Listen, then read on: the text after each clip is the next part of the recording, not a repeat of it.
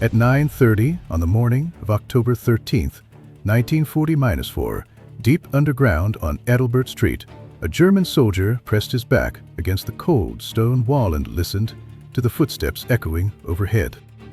He was a fresh recruit of the 240-6th Volks-Grenadier Division, barely for weeks into service, still unaccustomed to the smell of gun oil on his rifle. His superiors had drilled one lesson into him: repeatedly the Americans would come through the front door. This was the iron law of urban warfare, unchanged for thousands of years. He mounted his machine gun at the stairwell, stacked hand grenades within reach, and sealed the rear entrance. All he had to do was wait for a silhouette to appear in the doorframe, then squeeze the trigger. For 2 full days, gunfire had been drawing steadily closer from the railway to the east, the shriek of artillery shells tearing through the air with increasing urgency. Then, in the very next second, the stone wall behind him, the same wall he had leaned against 30 seconds earlier, exploded inward. Not the front door, not the stairwell, the very wall at his back. Through the cloud of flying brick and stone dust, American soldiers already stood at the breach with raised weapons. They had never planned to come through the front door at all. They were already deep inside the building. Before the dust could settle, orders were already being shouted. That German soldier died without ever understanding one thing: how did the Americans know someone was behind this wall?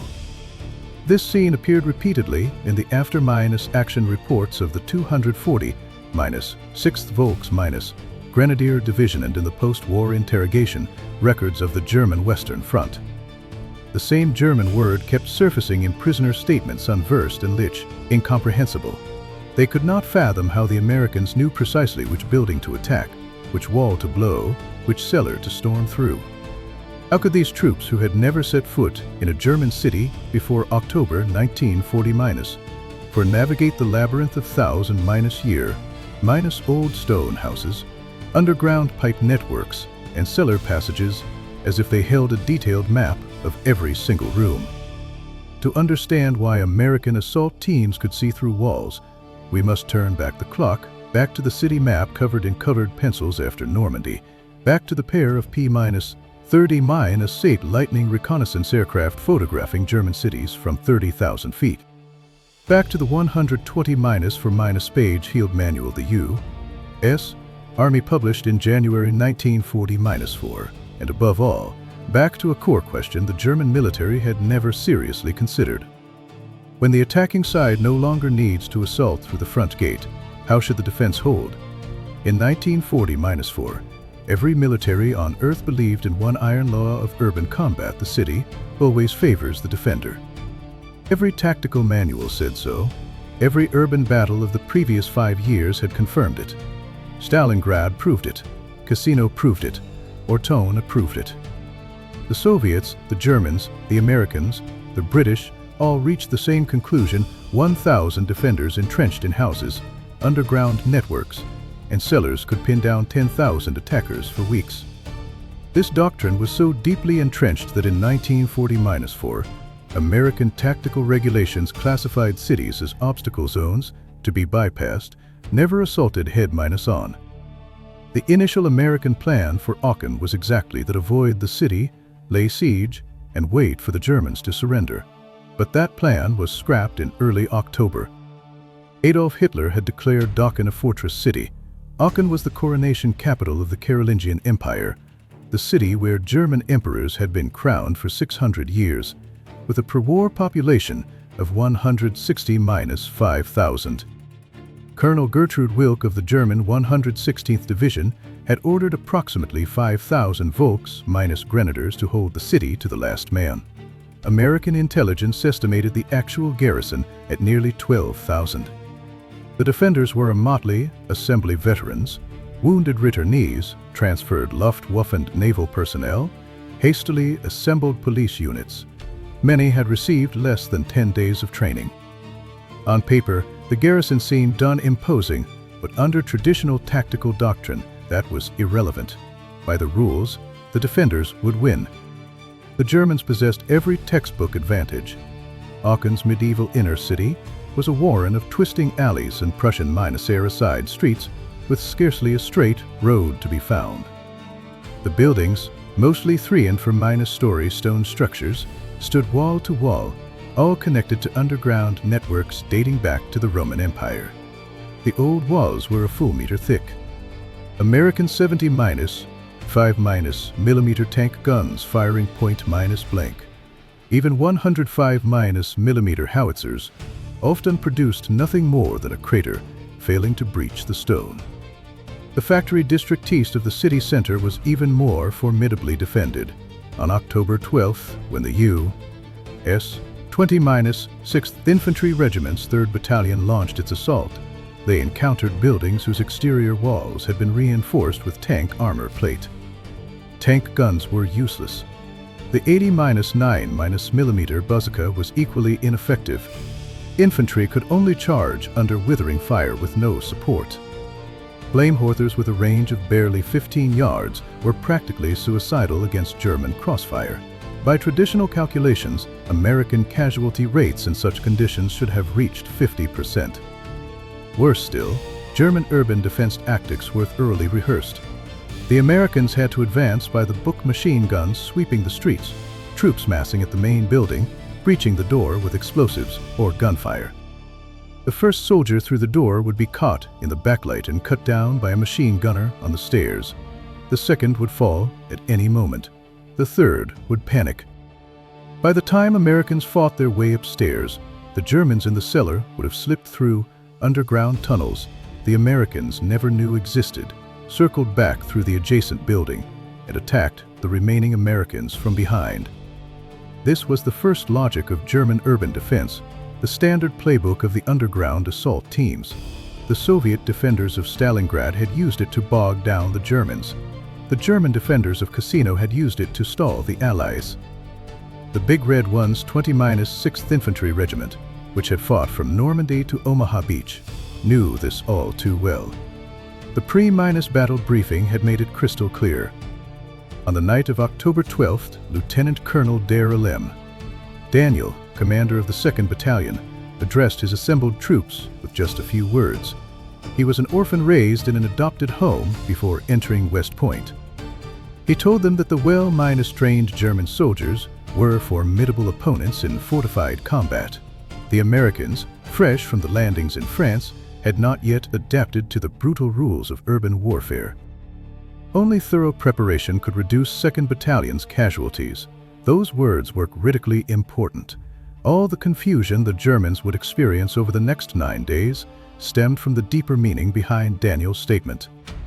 Preparation he spoke of was not simply inspecting weapons and repeating drills. It was a far more radical form of tactical innovation. He intended to master information that the Germans would never believe the Americans could possess. Before crossing the railway line, he would map out the defensive structure of every house in Aachen.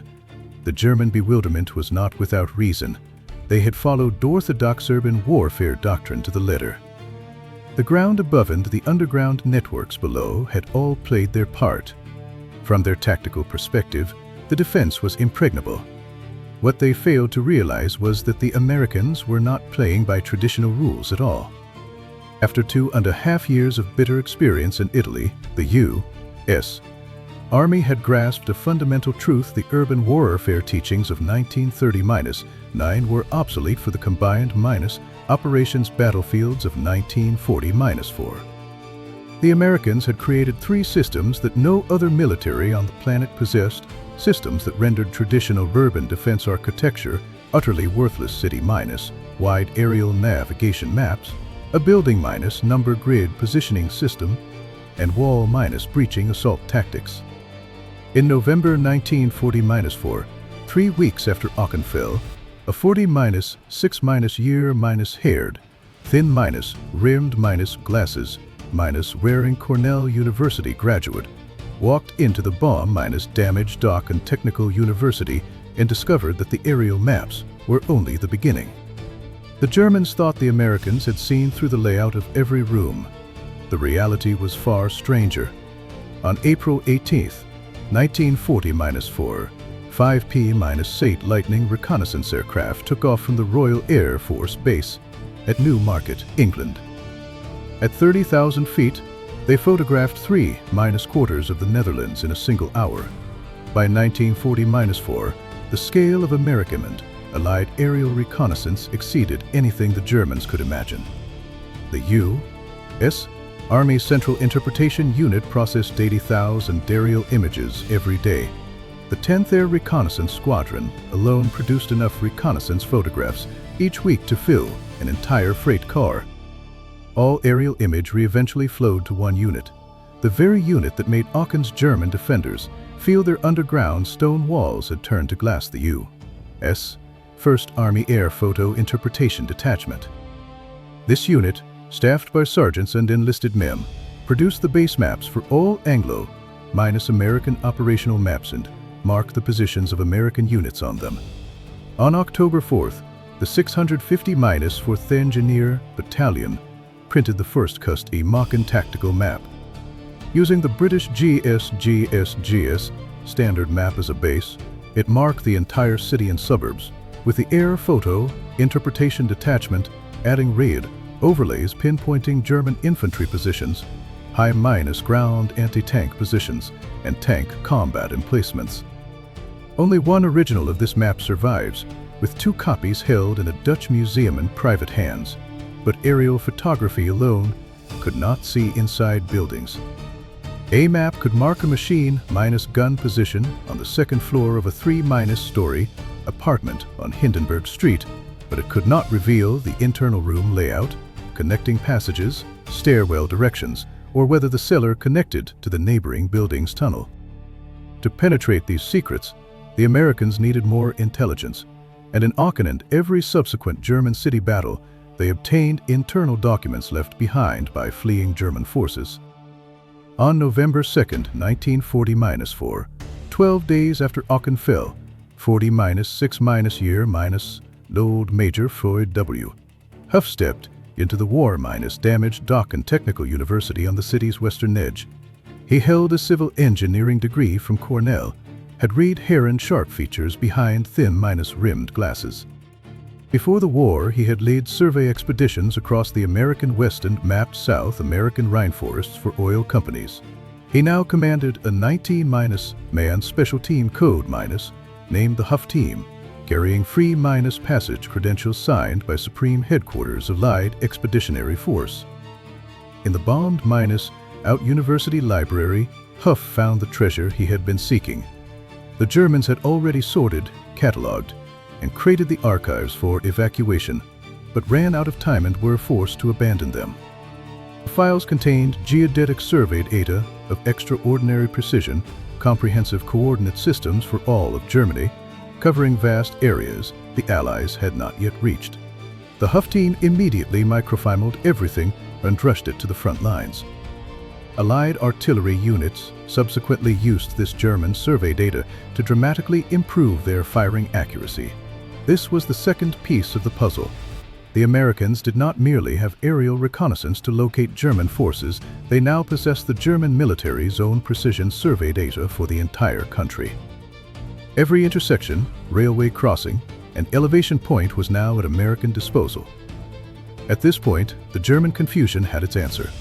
American maps might not be able to draw the floor plan of every room, but they had obtained the entire defensive architecture that the Germans had inadvertently handed over. Daily aerial photography pinpointed positions, cross-referenced with captured surveyed data, custom tactical maps printed at the front in Belgium, and delivered to company commanders before the infantry ever charged. The Volks-Grenadier in his cellar, the machine gunner on the stairs, the sentry transferred from the Luftwaffe 3 weeks earlier. None of them could ever understand how the Americans could see through walls and read the entire city. But aerial maps and German survey data were still only half the answer. They could mark building positions but could not transform those buildings into tactical coordinates that artillery could precisely cover in 30 seconds. That numbering and positioning system was created single-handedly by a battalion commander on the front lines at Aachen, and it would rewrite the German nightmare of defending a city. Lieutenant Colonel Darrell M. Daniel was a West Point graduate who had served with the 20-6th Infantry Regiment since 1940-2. By October 1940-4, 90% of his 2nd Battalion's personnel were replacement troops. Only 7 officers had been with the unit before December 1st, 1940-3. Many of the soldiers about to be thrown into Aachen's medieval streets had completed just 6 weeks of basic training. Daniel had studied the battle reports from Cassino and Stalingrad and knew that if he committed his RAR recruits to urban combat using traditional infantry tactics, they would be annihilated within a week. Aachen's medieval inner city would devour an entire Allied battalion, just as the Italian battlefields had before. So he did something no battalion commander in any army during the entire Second World War had ever attempted.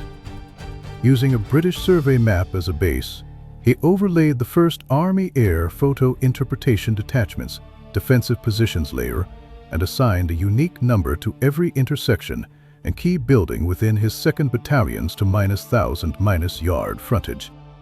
This grid map, covered in numbered dots, was jokingly called the checkerboard numbering system by his officers, its dense numbering spreading across the city like spots on a checkerboard. The system's logic was simple and its efficiency absolute. Each infantry company advanced on a 3-block front.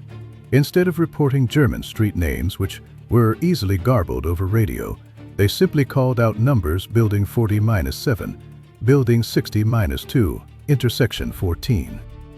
Officers memorized the numbers until they became muscle memory. A platoon leader spotting a machine gun in a window no longer needed to describe the terrain. He could call in support within seconds by simply shouting the building number. That number was the targeting coordinate for tanks, tank destroyers, for -point to -inch mortars, 80-, 150-, 5- millimeter self- propelled howitzers, and 70- for corps and division artillery batteries. The 20-6th Infantry Regiment's after action report explicitly recorded 70- for full artillery batteries supporting a single battalion's urban advance. By First World War standards, this firepower allocation was absurd. An artillery complement reserved for corps-level offensives in the previous war was being directed by a battalion of fewer than 900 men, and this firepower could be precisely effective only because of the numbering system. Artillery could precisely blanket a designated building, while friendly infantry just 40 yards from the impact point emerged unscathed. From the German perspective, the experience was even more demoralizing. Volks- grenadier crouching in his cellar would hear American voices in the street shouting a string of incomprehensible numbers, and 40 seconds later the entire building above him would collapse. Not the building next door, not a stray howitzer around his building, precisely targeted. In the chaos of urban combat, the Americans' ability to pinpoint a concealed building was not luck, nor clairvoyance. Daniel had shattered the ancient doctrine that urban combat was an impenetrable fog. His numbered grid had brought clarity to the battlefield. Nor did he stop there. Before the main assault, he organized full -scale, live-fire exercises. 2nd Battalion conducted real platoon level alt rehearsals against known German occupied houses in the Aachen suburb of Rotherd. Soldiers experienced firsthand how tanks provided continuous suppressing fire on buildings, how infantry shifted after assault to redirect fire onto the next target, and witnessed the devastating power of 150-5- millimeter howitzers blasting stone walls at point-blank range of 300 yards. They felt in their bones what it meant for defenders to be crushed under collapsing buildings and relentless firepower, unable to aim, only able to hide. It was then that Daniel coined 2nd Battalion's battle cry, what he called the entire battalion's fighting creed: level everything. In his post-war memoirs, he wrote that the soldiers instantly understood destroy the buildings the defenders rely on, and the enemy loses the ability to aim and shoot, reduced to cowering and hiding. While Daniel was preparing his numbered maps and conducting live-fire exercises, another officer on the Northern Heights on October 8th demonstrated the power of the new urban warfare doctrine in the most dramatic fashion possible. Captain Robert Tevin Brown Jr., known as Bobby, had lied about his age to enlist at 15 in 1918. By 1940-, for he was a 20-, 6- year veteran who had been battlefield- commissioned in North Africa and had taken command of C Company, 18th Infantry Regiment, during the Omaha Beach landings. On October 8th, Bobby Brown was ordered to lead his Crucifix Hill, the linchpin of Aachen's northern defenses. The entire hillside was honeycombed with 40-3 bunkers and pillboxes. His company was assigned to assault 7 of them. His Medal of Honor citation records the full measure of his valor carrying demolition charges. He charged alone toward the first bunker, 100 yards away, crawling and sprinting under fire, reached the firing slit, shoved the explosives inside, and withdrew. The bunker and everyone in it were destroyed. Wounded by a mortar shell in the process, he refused medical treatment and took out the second and third bunkers the same way. Then he reconnoitered at the reverse slope alone, deliberately exposing himself to draw enemy fire and pinpoint every weapon position. Wounded twice more, the intelligence he brought back helped his company repel to major German counterattacks. Only when the position was fully secured did he consent to have his 3 wounds treated. Over the course of the war, he was wounded 13 times. In 1970-1, this veteran took his own life in a Florida apartment. After the war, he had worked as a custodian at West Point.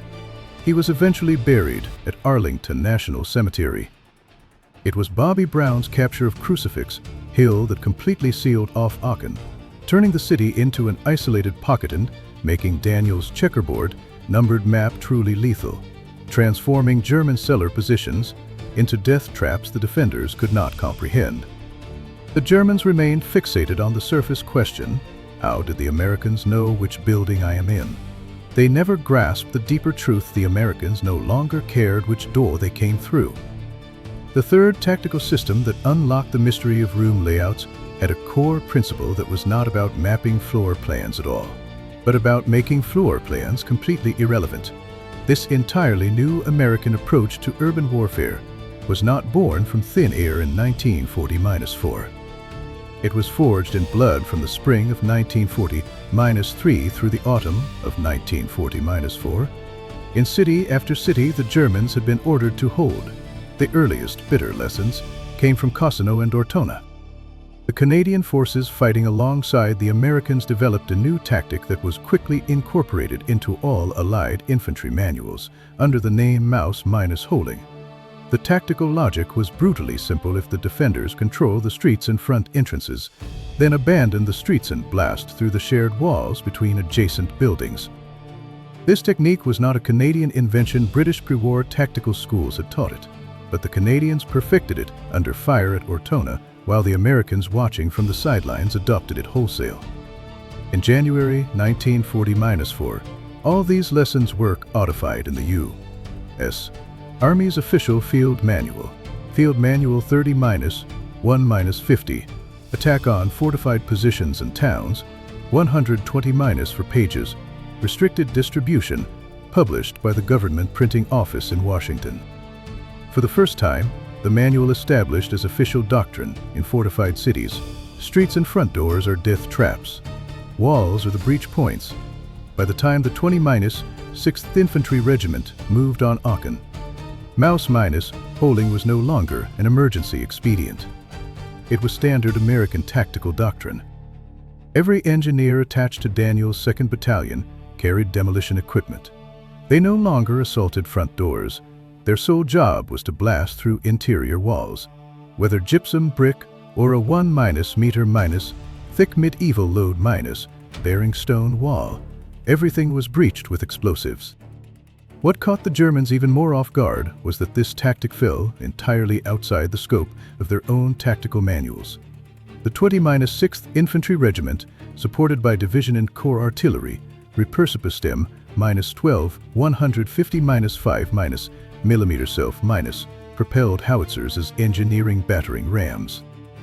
These weapons, designed for long-range deep-strike missions, were dragged to within 300 yards and fired point-blank at buildings. Daniel and the 3rd Battalion Commander Corley each deployed an M-12. Corley used his to flatten the Quill, an H of Hotel and City Hall on Observatory Hill. During the Aachen fighting, 2nd Battalion encountered a row of apartment buildings with the streets between them locked down by German machine guns, making it impossible for infantry to cross. The Americans simply brought up an M-12 and fired 90-pound concrete-piercing shells. The shells detonated after penetrating the first wall. A single round could punch through 3 to 5 buildings, instantly transforming separate structures into one continuous interior corridor. American infantry did not need to breach doors. Entire building complexes became one unobstructed space. Return to that German soldier's experience in the cellar. Following tactical doctrine, he had set up his machine gun at the stairs, waiting for the Americans to come through the front door. Suddenly, the wall behind him exploded with a deafening roar as Americans poured in from what had been a sealed adjoining room. As he turned to face this new threat, hand grenades rolled down the cellar stairs. The front door he had been guarding was breached by another American squad. Yet another wall was blown open by a 150-5-mm howitzer, and a third American team stormed in simultaneously. Attacked from 3 directions at once, the Americans did not need to know the room layout at all. By dynamically restructuring the building through explosives, they moved faster than the German defense could react. Such engagements were commonplace. 2nd Battalion's after-minus action reports were especially telling. On October 18th, the unit encountered a 3-story air-raid shelter in downtown Aachen with concrete walls so thick that by every army's traditional calculations, it could have held out for a week. American tank, guns and mortars pounded it to no effect. The walls were impregnable. Rather than assault it directly, the Americans deployed Flamehar were teams to the entrance and unleashed streams of fire. Within minutes, 70-5 German soldiers and combat personnel along with approximately 1,000 civilian refugees surrendered unconditionally. The Americans never needed to enter the building or learn its internal layout. Firepower alone forced the garrison's collapse. That same day, another typical engagement occurred when Daniel's unit came under sniper fire from its rear area. Soldiers cleared every building behind their lines but could not locate the shooter. After 2 hours of searching, they discovered the sniper was concealed in a church steeple. Tank guns and tank destroyer rounds bounced off the concrete reinforced tower. The Americans simply brought up a 150-5-mm howitzer, and a single shot reduced the entire steeple to rubble. The captured German commander, Colonel Wilk, later denounced the American use of heavy caliber artillery against a church steeple as barbaric and cruel. Setting aside the moral debate, the tactical effect was immediate. The Americans did not need to risk storming the steeple to eliminate the sniper. They simply erased the sniper's position from the map. This was the ultimate answer to all the confusion. The Germans, fixated on how the Americans could see through room layouts, had been asking the wrong question from the start. The Americans did not need to map floor plans at all. They had built an entirely new tactical system building identification and positioning, precision heavy firepower on coordinate targets, heavy artillery converting any wall into an entrance, and infantry advancing only after the building structure had been thoroughly destroyed and the German defensive system had completely collapsed. If your father or grandfather fought on the Western Front in Europe, especially with the Big Red One, the 3rd Armored Division, the 30th Infantry Division, the 20-6th Infantry Regiment, or the engineer units at Aachen, please share their unit designations, combat experiences, and personal urban warfare stories in the comments. Those memories that never made it into official histories are often the most precious and deserve to be remembered. There remains one final layer of logic that ties together the aerial maps, the checkerboard numbering system, and the mouse-holding tactics. Explaining why the Germans could not adapt even when they understood what the Americans were doing, and why Hitler's fortress city of Aachen fell to an understrength American infantry regiment in just 9 days of urban combat. At 12:05 p.m. on October 20-1st, 1940-4, Brigadier General George A. Taylor formally accepted the surrender of Colonel Wilken the entire Aachen garrison. Aachen became the first major German city captured by the Western Allies and the first core city of the Third Reich to fall under American military governance. The post-war casualty reports told a grim story. The 20-6th Infantry Regiment suffered 490-8 total casualties taking Aachen's old city. Daniel's 2nd Battalion lost fewer than 100 men. The Big Red 150 killed in action from the start of the offensive on October 2nd. The 30th Infantry Division, conducting the northern envelopment, suffered approximately 3,000 casualties. Total American casualties for the entire Aachen campaign exceeded 7,000, a heavy toll, but one that did not degenerate into the apocalyptic bloodbath traditional urban combat doctrine had predicted. The German losses are worse. The 20-6th Infantry Regiment alone captured 5,730-7 German prisoners, including 3,470-3 taken within the city. 2 entire German divisions were annihilated. 8 divisions were severely mauled. 80-5% of Aachen lay in ruins. The garrison commander, Wilk, had already packed his bags and was preparing to flee when American forces overran his headquarters on Lewisburg Street and forced his surrender. 2 days earlier, he had ordered his troops to fight to the last man and the last bullet. Yet the vast majority of German soldiers, after the buildings above them collapsed, emerged from their cellars with hands raised in surrender. Why did Hitler's designated fortress city, which German tactical doctrine insisted could hold out for months, fall to a single American infantry regiment in just 9 days? It was not because German soldiers were weak.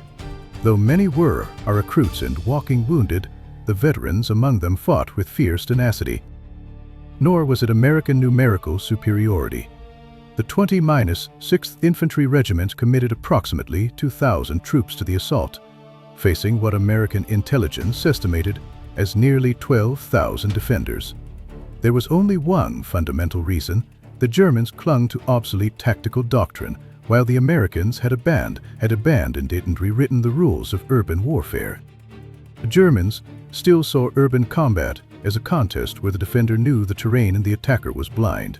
The Americans, tempered by the blood of Cassino, Ortona, the Italian campaign, and the Hürtgen Forest, had redefined city assault.